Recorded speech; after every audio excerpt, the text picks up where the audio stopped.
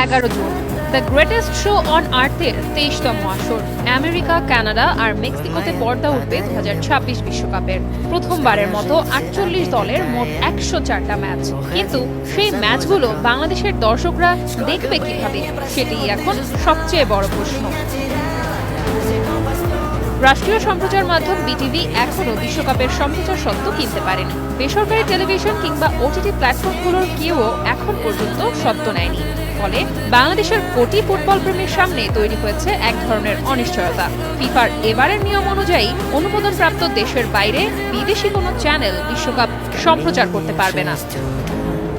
বাংলাদেশের সম্প্রচার সত্ত্ব পেয়েছে সিঙ্গাপুর ভিত্তিক প্রতিষ্ঠান স্প্রিংবক। তাদের কাছ থেকেই সত্ত্ব কিনতে হবে বাংলাদেশের টিভি বা ডিজিটাল প্ল্যাটফর্মগুলোকে। বিটিভির দাবি, সত্ত্ব বাবদ তাদের কাছ থেকে চাওয়া হয়েছে প্রায় 151 কোটি টাকা করসহ, যা দাঁড়াবে প্রায় 200 কোটিতে। এর অর্ধেক পরিশোধ করতে হবে বিশ্বকাপ শুরুর আগেই। অথচ 2018 সালে বিটিভি প্রায় বিনা খরচেই বিশ্বকাপ দেখিয়েছিল। 2022 সালে বিশেষ বাজেটে খরচ হয়েছিল প্রায় 98 কোটি টাকা। বিটিভি ফিফার কাছে বিনামূল্যে সম্প্রচারের সুযোগ চেয়ে এ পর্যন্ত 2বার ইমেইলও করেছে, কিন্তু এখন পর্যন্ত কোনো উত্তর দেয়নি ফিফা। এদিকে বেসরকারি প্রতিষ্ঠানগুলোরও আগ্রহ কম। এবারের অধিকাংশ ম্যাচ গভীর রাতে কিংবা ভোরে হবার কারণে দর্শক কম হওয়ার আশঙ্কা আছে, তাই ঝুঁকি নিতে চাইছে না তারা। বাংলাদেশের মতো একই সংকটে আছে ভারত আর চীনও।